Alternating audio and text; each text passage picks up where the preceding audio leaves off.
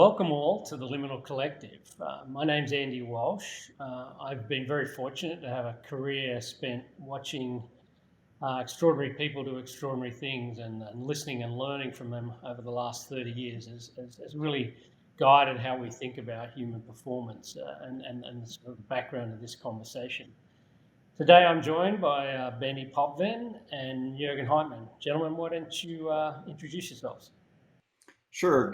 Good afternoon. It's great to be here. And, I think one of the great opportunities, like Andy says, I had the privilege over the last 30 plus years of being in the military and working around some amazing individuals, being on some teams that have done some incredible things and living in a culture of excellence. And I think having that privilege of being in those environments and being able to now step out of that space and share those observations, those personal learnings, and those learnings of others to folks, and to really kind of up the dynamic of where we're taking humanity and those who want to do the hardest things on the edge.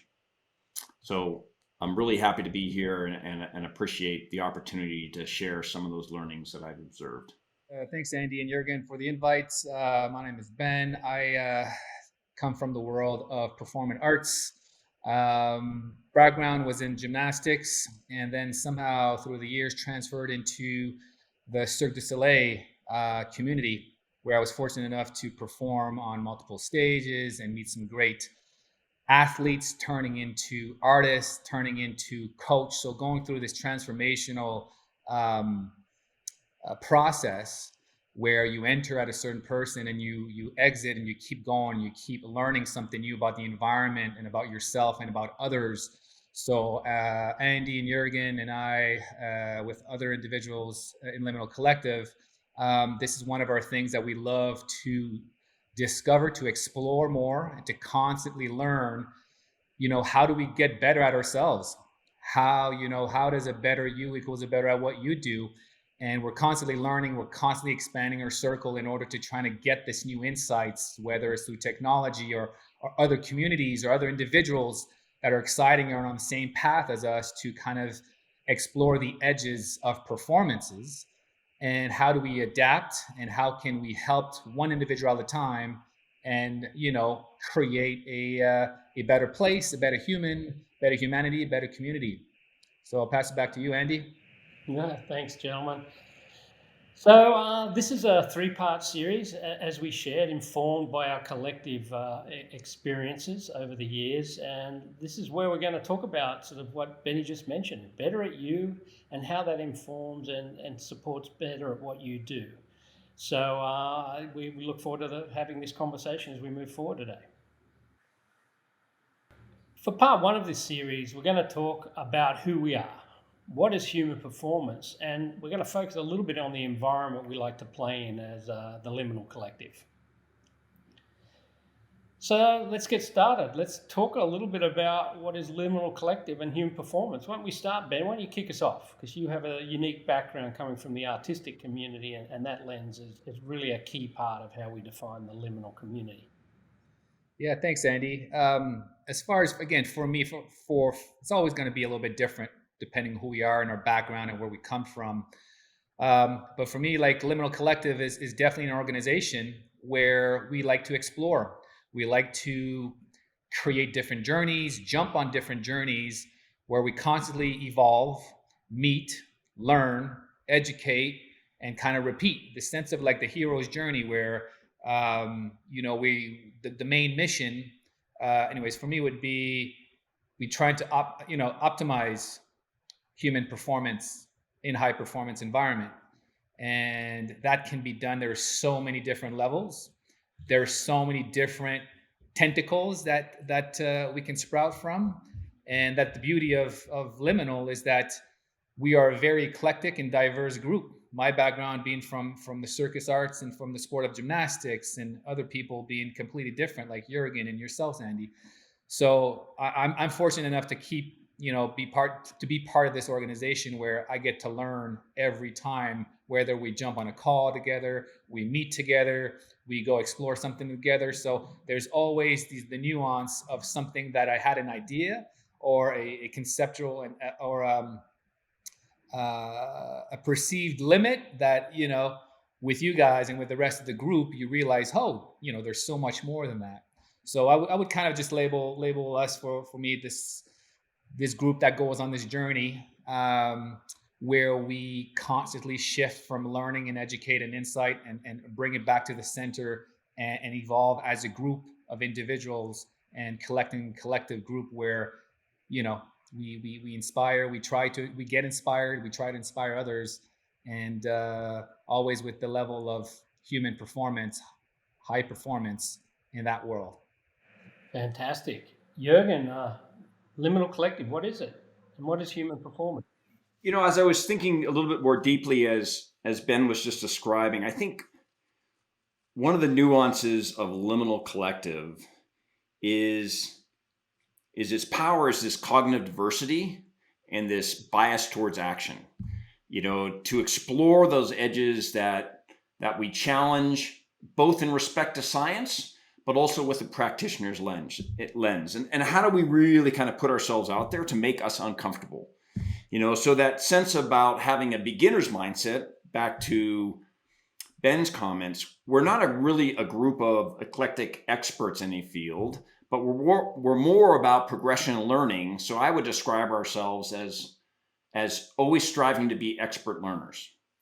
And that humility and respect that, especially from where I come from in a very structured vertical in the military and special operations, getting at the opportunity to explore the creative arts in a completely different lens has been so fulfilling. And I think that's our deep passion of our diverse community, this amazing breadth and depth in, so many arenas of performance and how we share that. And I think that deeper sense of purpose is our passion of sharing, because we've all had these unique experiences. How do we collectively bring those together, challenge each other, and then share to those that want to really step into the boldest arenas, those that are going to liminal spaces, those that are constantly progressing and stepping into areas that aren't even imagined yet, or redefining their spaces. And I think that's where Liminal really, behind the curtain, steps in to catalyze and enable those activities or those actions or those thoughts, from great leaders, and really put them into practical action. And to me, that is more of my personal description of the Liminal Collective. And again, and when you think about the term liminality, it's those of us that actually are leaning forward and super aggressive and smile on our faces, stepping in those liminal spaces, those perceived thresholds, and how we reflect going through it, and then coming out the other side as a group or a collective with just a different sense of energy, inspiration, and reflection on learnings. And I think that's really kind of some of the founding principles of how we as a community were brought together as a collective.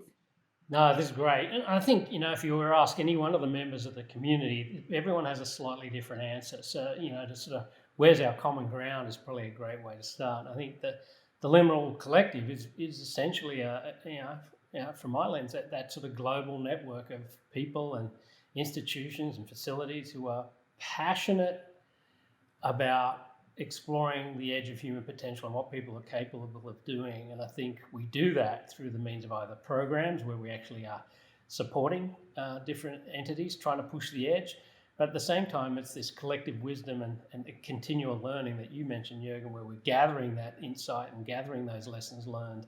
And, the diversity, the arts, the military, medical fields, business fields, sports fields, any area that's pushing, we're trying to support and learn from, is really grounded in that collective passion to understand human potential. And I think if you think more broadly, what is human performance? I think where we're seeing nowadays, it used to be the mainstay of certain elite military groups and a lot of athletic organizations, but I think we define human performance globally now as any area of human endeavor where people are trying to improve and grow and learn. And I think the liminal name tag sort of derives from people who are stepping into that next version of themselves, trying to figure out what's next, trying to take on any particular challenge or adventure or whatever they're into. And as you do that, you learn and grow. And so that sort of captures that title. A little history on the Liminal Collective. Well, it was fundamentally a natural growth, I think, of all of our careers. As I said, the common ground is this fundamental passion to understand what it takes to really be the best version of yourself and how you apply that to your craft. Over the years and the diversity of our backgrounds means that every member, not only the three here, but the hundreds behind us, have spent time watching and learning from people who are daily involved in pushing the edges of what's possible. And so the natural progression of the Liminal Collective was, let's just grab those people, let's pull them together and form this sort of cohort, share ideas, learn from each other. When projects come along, very practically, we look across the network and say, all right, for this particular project, maybe winning a medal at a sporting event or performing a new act in a new way. It's never been done before. We look out across the network and say, who's the best suited with their background experience to bring support and catalyze that performance. So it was essentially just years of working in the trenches, learning and identifying people who are passionate about this space. And then obviously Collective is one way to funnel their collective wisdom to the betterment of both humans and teams, but ultimately, can we make an impact on a broader scale in society? You know, Andy, I think the other thing, one of the great founding principles that I find very unique is, our world is really being exponentially influenced by technology. And, you always bring back that founding principle of humans are just simply humans as we were years ago. And on our minds and our brains, from the neurobiology is developed, around survival and really kind of that very basic foundation. And I think how we look at humans and their relationship with technology versus technology with the relationship with humans and really focus on the human is really one of the areas that really inspired me to think about and reflect back to my world that was heavily loaded with technology at so many layers and the cognitive demands with people.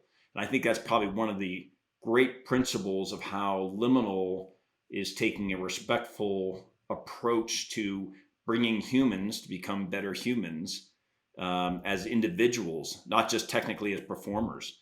And I think that's a really powerful principle of how we are beginning to really emphasize some of the creative pathways, which is another red thread. And I'll turn over to Ben there, of one of our key principles of looking at humans in the future and how we make decisions and how we come back to the first principles of performance as both individuals and teams. But the creativity thread, I think, is one of the really critical pieces that I've observed from both of you of how you've applied that both in your mentoring and coaching amongst really unique individuals that are at the top 1% of their game. And then where Ben comes in with years and years of experience focused in that space where others, especially in our world, where we just assume it's on the job training or you're a creative individual, but you don't train in that discipline to the intensity as others do. But let me turn over to Ben, on that red thread that I think that really falls through Liminal Collective. Yeah, and thanks, Jürgen. And the other thing too which is very different in all our fields, but at the same time very similar, is that how the elite of the elite and the people are able to use creativity in their own environment and to use the environment to catalyze a new thought of a new train of thought or a new direction, a new angle that gives them the edge, whether it is tapping into an emotional state that is really needed or tapping out of a toxic state that they can they feel coming. And then that can be whether as an individual or also as a group, which, my background coming from the circus arts, Cirque du Soleil, where we all come from many, many different, levels of expertise and also just different level of experts, where you have the dancer mixed with the, choreographer, which is with the acrobat, with the singer and the clown. And somehow you got to create this environment where the task at hand is create a tableau or a space where we get to perform at that level safely, consistently, and always pushing the edge. And that's whether through an emotion or through those little layers of the music and the timing and the look and the feel and the suspension of disbelief, and also at the same time entertain people. So I think all that equals up to, like, I think we learn best, and I think it sticks with us longer when we're able to create an experience. Because as humans, you know, we all learn different at different rate, and we're all stronger and weaker in different, in similar spots. So, how do we create an environment that optimizes your performance, or at least gives you a benchmark to know, oh, when I have this, I feel like this. When I'm in here, I feel like that. Okay, cool. That gives you kind of these labels and these triggers. And I think one of the things that we tend to do, and I like to do, is when we work with the workshops and all the stuff that we've done, Andy, with Red Bull and with the sport teams, and even now with like streamers and creators and the gamers, is we're able to somehow identify some key markers and triggers and make them aware of it, because there's a sense of awareness. And then once we do this, then the fun begins, because all of a sudden you have this kind of like, oh my God, I learned a little bit more something about myself, positive or negative way. It gives you that to work on. So and then the more and more that we've talked, and the more and more that we do these retreats and these camps and these discussions, creativity is all around us. We're all creative. It's just sometimes people are better at it or quicker to get into it. But if you really slow things down and you really find yourself in the present, and you realize the things you do, whether you're working mom at home and trying to juggle work and kids and food and all that stuff, or you are, in front of a stage, in front of thousands of people, there's still a level of creativity and imagination that's needed. Now, how do we take that and inspire people and give them on a plate where they can take bite size and then get inspired, get anxious to learn more about this, and then kind of create this sense of curiosity where afterwards it's a lot easier to work with. No, that's great stuff. And I think for people listening in, it is a little confusing. And that's probably one of our other principles, is humans are one of the most complex entities in the universe. And so trying to understand them is always going to be a process of flexing and adapting and pivoting and learning and growing. One of the key things I did also want to add was, obviously, all this information sitting amongst our community and being shared with these performers is where we learn and where we grow and test things out. But another fundamental tenet, I think, that draws us all together is we're in the process of working on how to democratize all this information. And I think it's key that people understand that a lot of the principles we talk about aren't that complex, and they aren't that complicated to apply, but it's just access. So part of this story today is, how do we start to share some of these insights so that people can then also adapt and learn and grow like we have, and hopefully create a path forward for them in whatever area they choose. When we're talking about human performance, one of our key frameworks is this deep level of introspection and understanding of who you are. This idea that understanding who you are is the first step towards applying what you're capable of doing towards your craft and improving it at what you do. Really is how we operate. And obviously we've all tried this, and I think, Benny, one of your programs is probably one of our anchor points. But I think sharing, whether it's a wearable that gives us a sense of how we're tracking our sleep, to a psychometric or a questionnaire that asks you questions about your values in life, what you love, what you hate, to some of the workshops that you should explore a little bit more, Benny, on sort of exploring deep your emotional sort of ranges. Anything that you can do to teach you about yourself is really going to give you some, or shed some light. We talk about in our group as sort of holding the mirror up to yourself. And so we have a lot of activities. One of the key things, I think, that's sort of principled in our approach is, one, it is always very experiential, because we like to get people moving and in the space and in the present moment. The other thing is, we definitely like to apply a little heat to the equation. We like to put a little pressure, because we've shown over the years that when you ask someone who they are and what they like and what they stand for, what's important to them, in a nice, calm, quiet, relaxed environment, you'll get a good answer, and you'll probably get a little bit of, like we all do, a little bit of what you'd like to portray yourself as. And then when you make things a little difficult, maybe lack of sleep, a little hungry, little exposed, a little threatened, a little bit more of your sort of the real you comes through. And so I think there's nothing wrong. There's never any judgment around that, but it's really those experiences that determine and share with not just us, but with yourself, a little bit more of the honest self are really key to that. So Benny, why don't you explain? Probably our biggest trigger in that pile is the sort of a work you do with the groups. Yeah, sure. Like, and the thing when Andy, you and I started to work, was it right after the London Olympics in 2012? Me going in through this process when I did go from a national Canadian gymnast and joined Cirque du Soleil, I was introduced to a lot of these different layers that completely transformed me. And coming from the sport of gymnastics, kind of like, I guess, the closest analogy to Jurgen, his world was very black and white. You do this X amount of time equals this, and this is your guidelines, and this is what you do, this is what you don't do. And when I left that and got into this very colorful world, everything was, amplified. We had all these different tools set, tool keys, timing, rhythm, music, sound, clowning, dancing, all of these things. Now I had to almost reboot everything that I was thought of, because the hardest trick in gymnastics was not the hardest and most, best trick on stage, for so many different reasons, because it did not evoke this sense of an emotional buy-in to. And I was fortunate enough for these years with Cirque to do all these classes and workshops. And Franco Dragon, which is one of the main, back then, the show directors that's done so many shows, had the session called Who Are You? And you had to show, basically strip you down pretty much to, bathing suit in front of all the cast and crew with the lights and everything. And who are you? Jump. Show me how you jump. Show me how you run. And it was very confusing at first, because you're like, what the hell is going on here?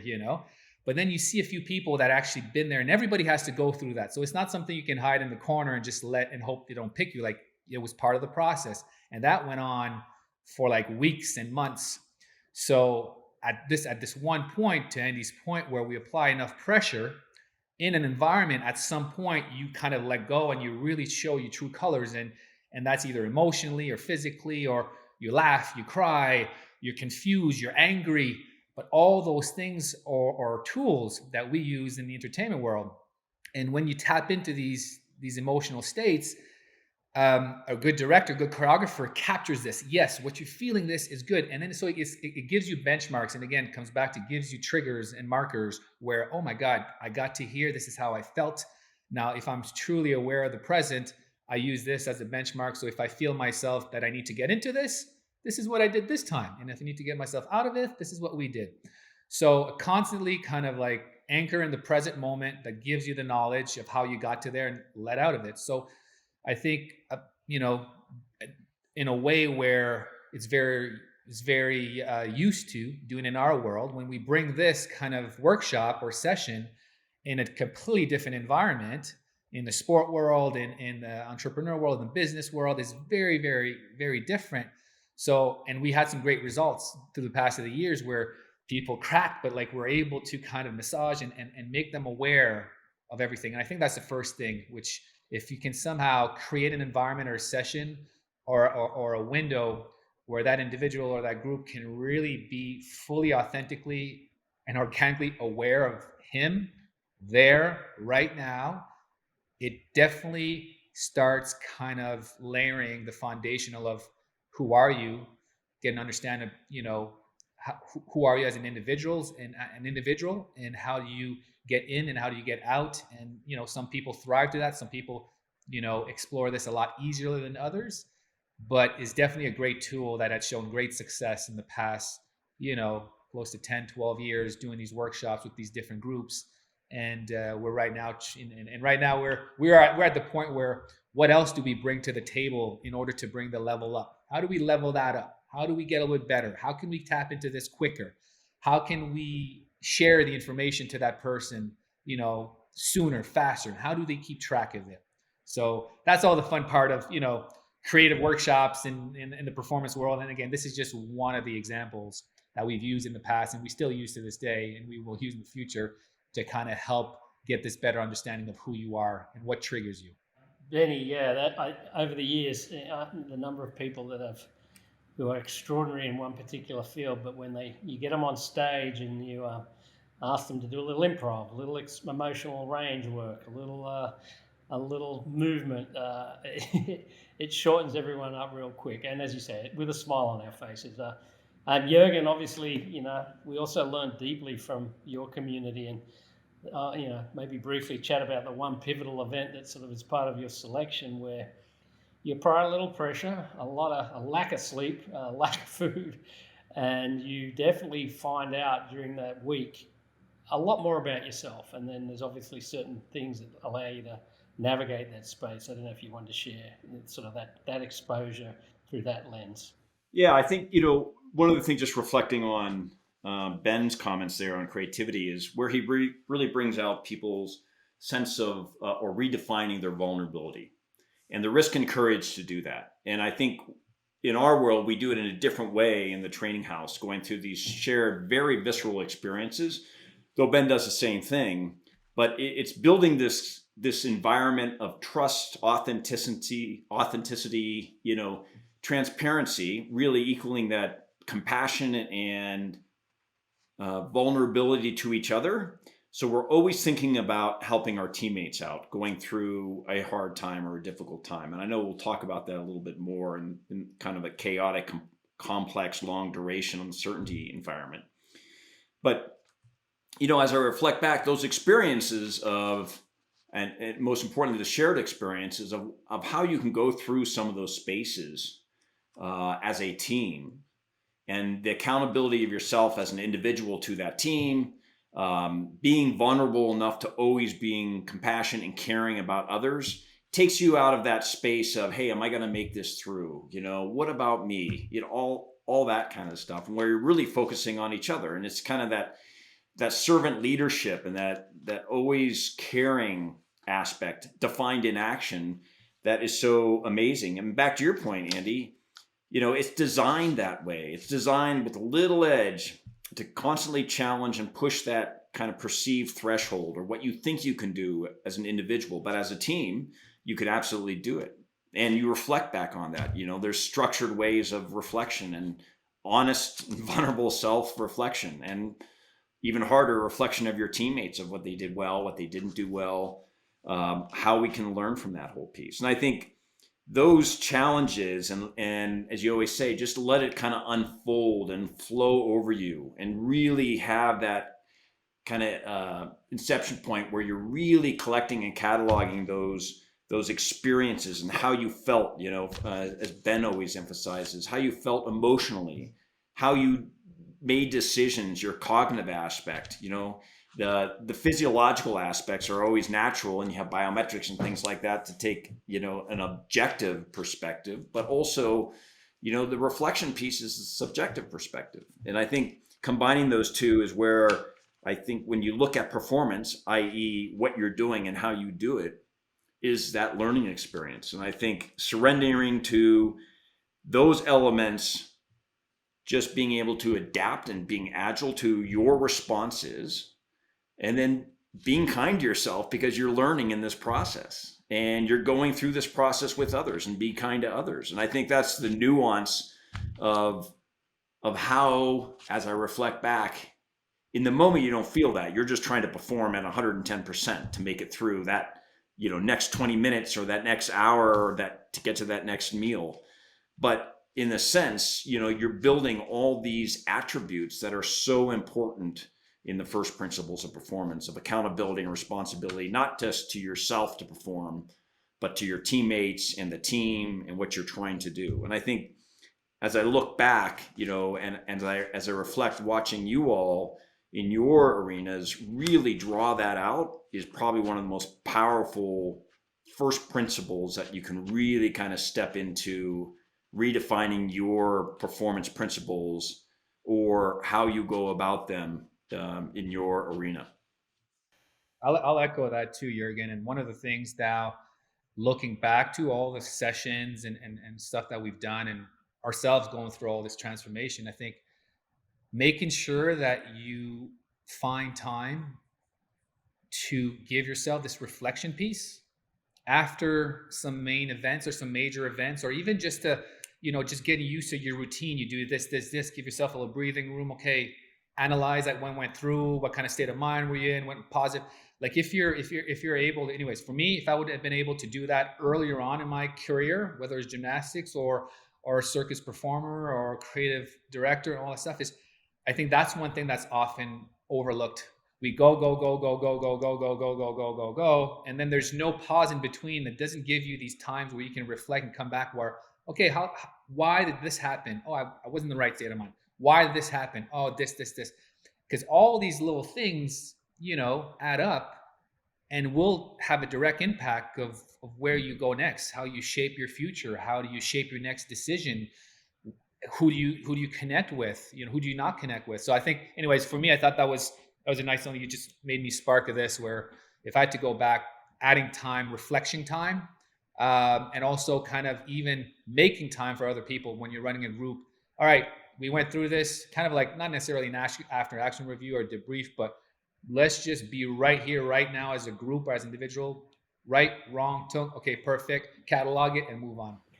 Well, I think originally, obviously, the original intent of the Liminal Collective was to, on the highest level, see if we can make a positive impact on society. I think what we've learned, and listening to you again reminds us of the truly biggest lesson I think we take away is that humans, can have the opportunity to improve themselves independent of everything else going around. And I think we get caught up in the technologies and the busyness of life and all the potential, challenging things we see and hear in the media and the news. So I think that that advice back now is what we've probably learned is continually to focus on the human in the equation. How do we help humans understand themselves, help humans become better humans, and ultimately be more comfortable within themselves through that kindness, as you mentioned, Jurgen, and through that approach, understanding themselves. Ultimately, you just get better at what you're trying to achieve, and that work that you have to do. And I think we don't give enough time.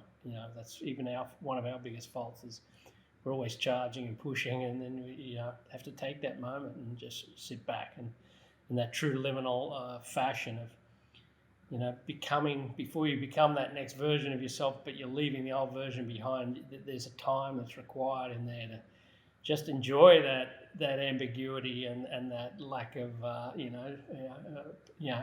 direction in some cases, but take it for what it is as a gift. Yeah, I think the other thing too, and especially at the last glimpses, really emphasized this with Jeff Hardy was, as we go through those experiences and as you're older, some of those experiences when you're very young are very foundational and profound, but you don't realize that until it starts getting back in your head as you're older, making decisions and what you're falling back to and why you keep coming back to that thought. And I think that also comes back to what we're missing a lot of times now with technology. And again, back to your point about just the fast pace of everything that's going on and trying to find that hack to get to the next spot ahead of whatever competitions around you, is listening to your elders and listening to the ancient wisdoms of kind of the tribal principles and the responsibility to that. And I think that's always been a foundation as we've developed Liminal Collective. It was always a discussion point, but it just gets reemphasized more and more and more as we're going through this long duration and complexity of our world and all the input that's coming in. And I think coming back to that space is so powerful. As you think about nature, as you think about the wisdom of elders and how we think about kind of tribal principles of really connecting community. And I think, again, back to Liminal Collective, the reason why it's such a powerful collective is because it's based on community values versus kind of network principles, so to speak. And I think that principle in and of itself is also being defined more and more as we've evolved Liminal Collective. And again, the core group is kind of behind the curtain, really catalyzing and enabling an amazing community, both through the connection of human interaction, but also through some of the unique tools that has been evolved now over the last couple of years. And I think to me, that's a really powerful defining point about nature, elders, tribal principles, and things like that, that is getting lost in humanity's pathway moving forward. And how we bring that back, even if it's just for a slight learning point here and there, is critical in our pathway of how we look back at first principles of performance. Oh, great. This has just been great to hear again ourselves reflect on who we are and how we work. As I said, it's nuanced, it's complex, in many ways gestational. I think we're still birthing this idea of what the Liminal Collective is. For those of you who have joined us, we have this sort of kickstart some curiosity into understanding who we are. So please, we'll continue this conversation and join us in part 2, where we'll dig deeper into the details and a little bit more of the practical side of how we try and support the sort of growth and the building of a better human. So thanks, everybody.